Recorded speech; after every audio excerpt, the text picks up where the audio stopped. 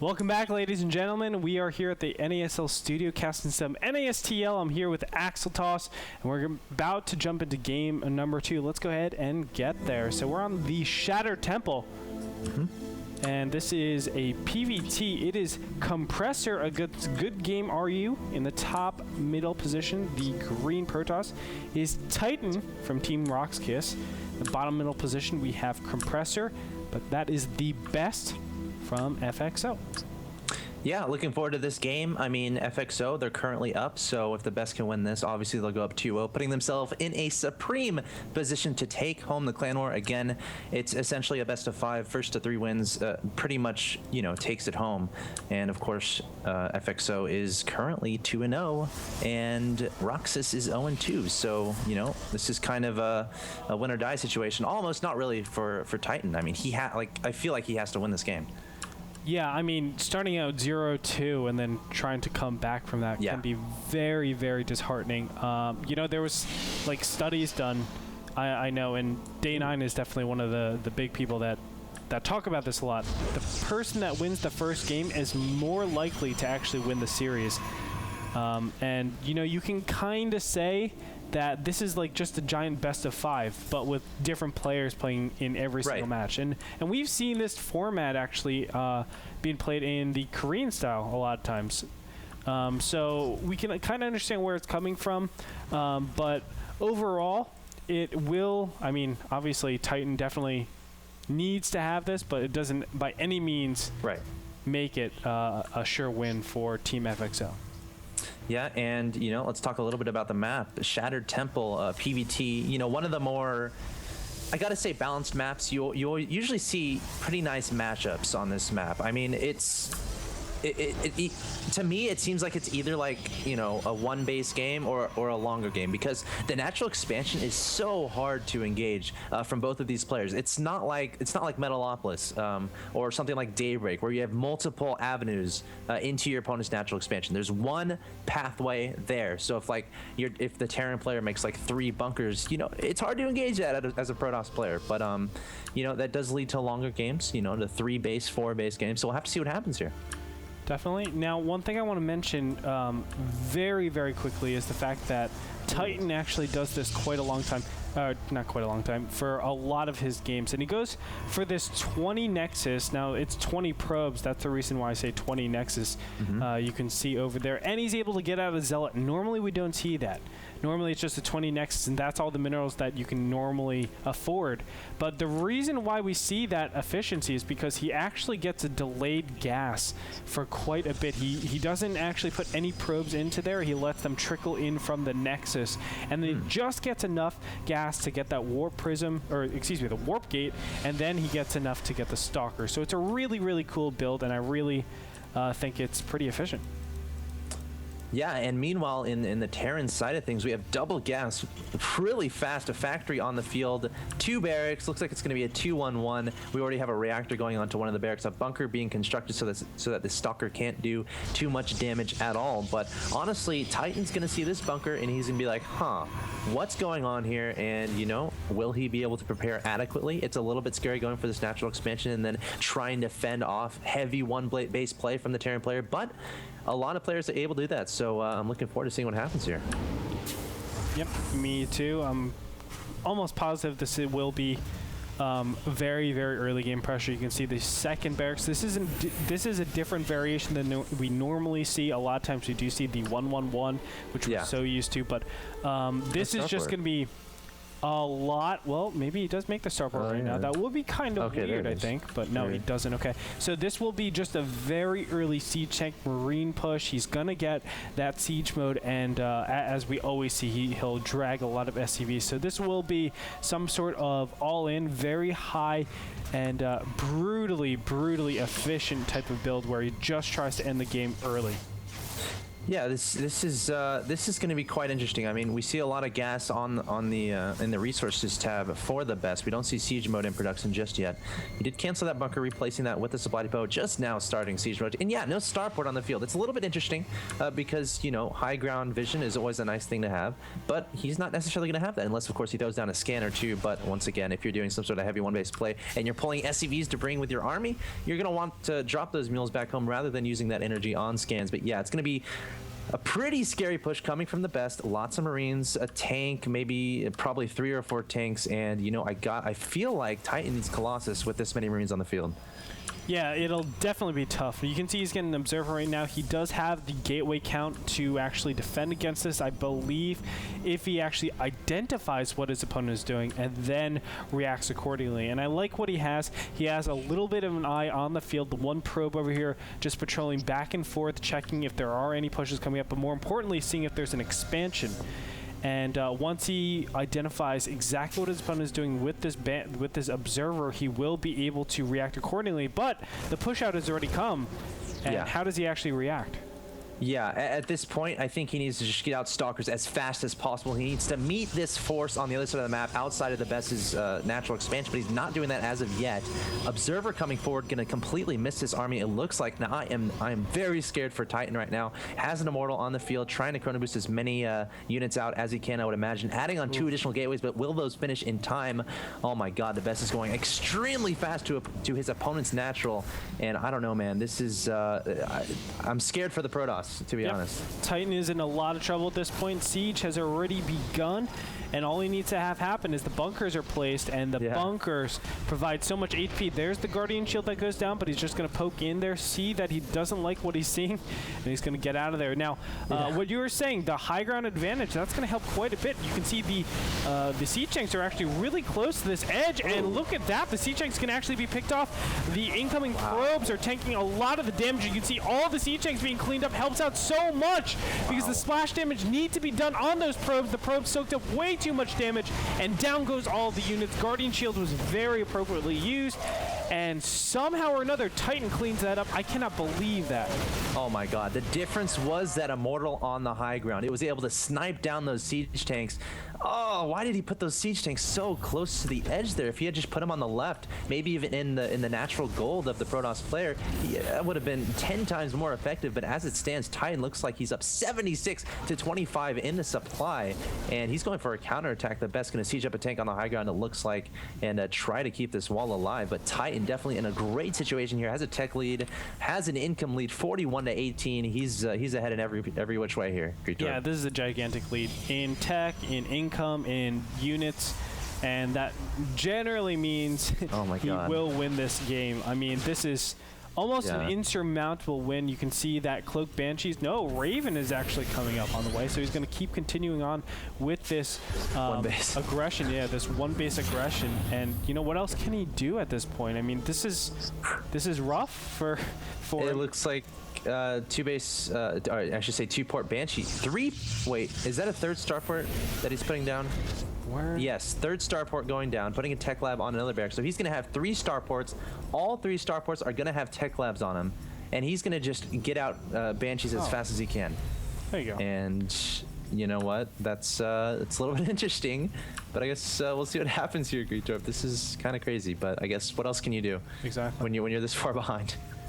Exactly, and he won't have enough gas to actually get Cloak at this point, so it will just be completely streamlined. But Marine Banshee Raven is also really good, but when you're down 41 supply to 103, you know, I don't know how much you can really do. If he actually waits up to that like 70, 80, 90 supply even, he'll probably be faced up against a maxed Protoss army.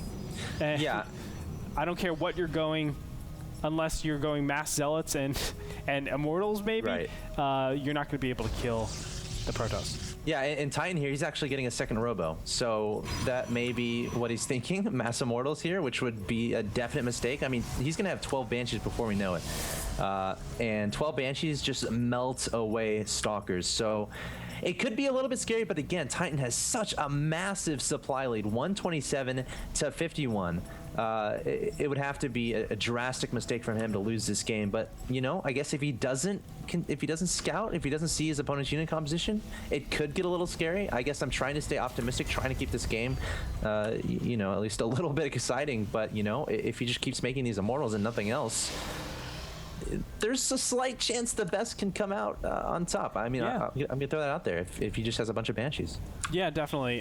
The gateway count is still pretty high, though. You can see it's at 5. So, I mean, he can do a lot with that. We'll see, though. As you said best, I mean, if he doesn't get the unit composition necessary, and look at that, he is getting immortals just like you said, finally getting the robotics bait down. But if he doesn't get the army composition correct, he'll be in a ton of trouble. You can see already 4 Banshees, 3 in production as we speak. They pop out 3 every minute, so we're looking at maybe 1 or 2 more minutes before actually this push comes out.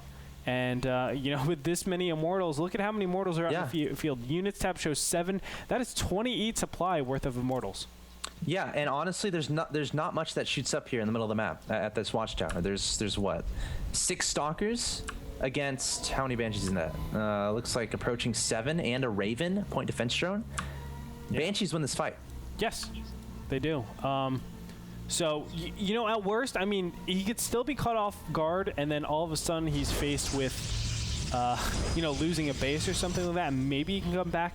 Basically, this attack has to win straight up and completely, else he'll be in a lot of trouble. So I think the Banshees actually have to target down the gateways if they want to actually win this, because if they just go for the expansions, then he'll be in a lot of trouble. 3 forges actually go down for triple upgrades. And look at this, Zealots and Immortals. Oh man, this could spell disaster.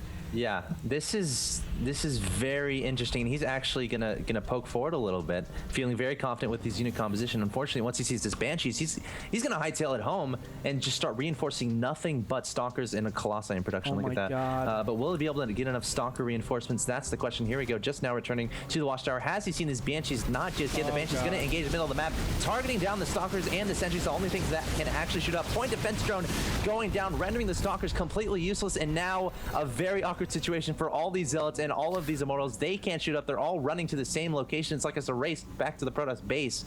But obviously, it looks like he's going to try to target down gateways and Stalkers at this point in the game. Yeah, let's see if he can actually do it. PDD goes down, and that is soaking up a ton of damage. But finally, the Banshees actually got fired upon.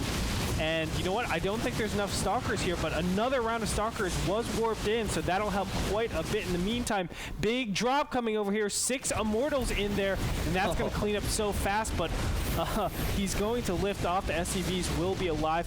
In the meantime, 6 Stalkers are the only things that are left, or excuse me, 6 Banshees are the only thing that are left for the best. He's targeting down the Cybernetics core, and this could be the best possible way he gets back into this game. I can't believe. Okay, he's still behind at 100 supply. Let's not confuse anyone here. He's about to lose his entire base. He's probably gonna have to lift everything off and get out of there, keeping the Banshees behind because there's still nothing here that can actually shoot up. So one Banshee can theoretically clean all of this up. That being said, Cybernetics core has been stopped. No more Stalkers can be made. The Cyber core is gonna be remade at the I don't even know. Oh, on the right side of the map, maybe? Yeah, the right side of the map at the 3 o'clock location. The Cyber core is being remade. But this game just got a little bit crazy. Terran trying to use Banshees to win this, but again, it all comes down to that supply. Titan still 145 out of 200 to the 31 out of 11 for the best. I still like Titan here, but this is definitely crazy. Yeah, this is definitely actually pretty hilarious, if anything. Now, as soon as the Cyber core pops up, we're going to see a Stargate being put down immediately. I would assume. Oh wow, he has no minerals. He has no minerals. Yeah, he just warped in a bunch of Stalkers. Looks like in the middle of the map they're trying to take down these buildings, or at least get them burning, so that they eventually burn down and there's no situation where there's like you know, an awkward, you know, a draw or something like that. But yeah, Titan's just gonna keep making Stalkers, I feel like, rebuilding some gateways here, and you know, his goal is to try to get rid of these Banshees. If he can get rid of these Banshees, he will win the game. Yeah, that's very, very clear. And for the best, what he's trying to do is actually completely base raise. And obviously he wants to take out this one expansion over here at the I guess that middle top left type of corner. But if he can get that, that'll be obviously the most advantageous way to go about this, because that'll at least secure him the draw. But it looks like it's not going to happen. The Stalkers do engage, the Banshees go down, and this should be it. GG. Only a single, well, two more Banshees actually out. So he's going to try his hardest to do anything, but the Stalkers are way too powerful, especially the 1-1-1 to the 0-0 Banshees. Yeah, this game is over. 6 out of 11 for the best. We have 126 out of 162 for Titan. 2 Banshees remain. That's a little bit optimistic staying in the game at this point. I guess he has to hope the Stalkers forget how to shoot up. That's the only thing I can think of. But yeah, this should be ending pretty quickly here, Gretorp. Yeah, I'm really surprised. There it is. GG calls, and we have ourselves a winner.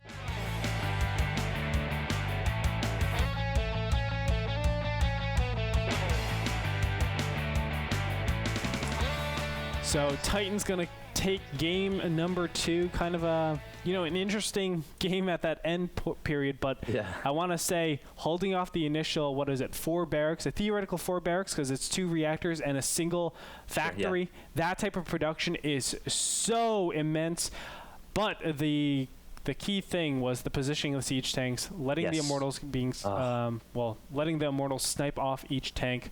That was just disastrous. It empowers the probe so much more. Yeah, I mean, I felt like the best had the better unit composition there. He had so many Marines on the field, and you're like, okay, thinking in your mind, what's good against Marines? Stalkers, sure, but like if there's like 30 Marines on the field, Stalkers aren't going to do much. So ideally, you'd have Colossi. But yeah, I mean, you said it perfectly. The siege tanks, they were right up against the wall on the main, so Titan just rallied his Immortal and just put it on the cliff and was able to snipe down the siege tanks, and then there goes all the firepower in that push. So really good play by Titan, great positioning on that Immortal, having the awareness to keep in his mind, okay, the siege tanks are right here. I'm going to use these Immortals to target down those siege tanks. Really cool play from him. And then it was a kind of a cute move from the best to try to switch into mass Banshee tech. Obviously, it worked. I mean, because Titan didn't have an answer until 10 minutes later. Kind of cute move. I mean, I guess that's something you can do at home if you ever lose. If your one base ever fails against Protoss, just throw down 2 additional 3 starports and go into mass Banshee production, but don't do that against me because I'll be pretty angry. You'll QQ. Yeah, I just like everything about Titan's play that time. I mean, defend against everything, awesome. And I have to say also the clutch thing, not only was that Immortal on the high ground, but the single sentry that had the Guardian Shield. I want to make it clear that the sentry represents so much power defensively. For the probes, normally it takes 7 shots from a Marine to kill it. Instead, with the Guardian Shield, it takes 10 shots. I do believe it is 10 shots. So that's quite considerable. You increase, or let's say you decrease the firepower of the Marines by, 50%? That's quite drastic. So doing that, well, not quite. It's like 40-something, 44 maybe, or 43, something like that. But still, it's quite drastic. And doing little things like that really gave him that edge in that particular battle. So congratulations to Titan and Rox.Kis for taking their game over there against such a powerful Terran, the best. We're going to move into Game 3 in a little bit. We're going to be back after this break, so don't go away.